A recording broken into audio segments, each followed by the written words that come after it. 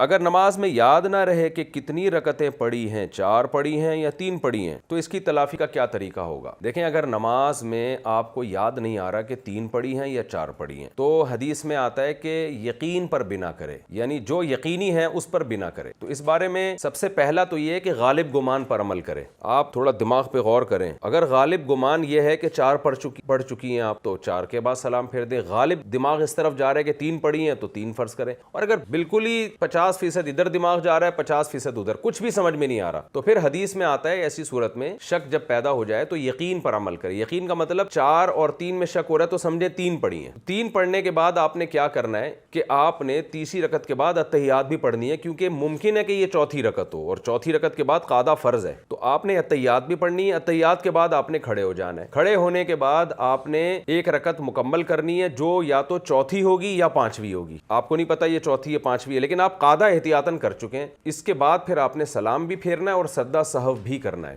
تو سجدہ سہو سے نماز ہو جائے گی، کیونکہ اگر 5ویں رکعت کے لیے کھڑے ہوئے تھے تو اتحیات چونکہ آپ پڑھ چکے ہیں، تو یہ 5ویں رکعت آپ کی سجدہ سہو سے تلافی ہو جائے گی، اور اگر یہ 4 تھیں تو آپ نے اتحیات کا اضافہ کر لیا تیسری اور چوتھی کے درمیان، تو سجدہ سہو سے اس کی تلافی ہو جائے گی۔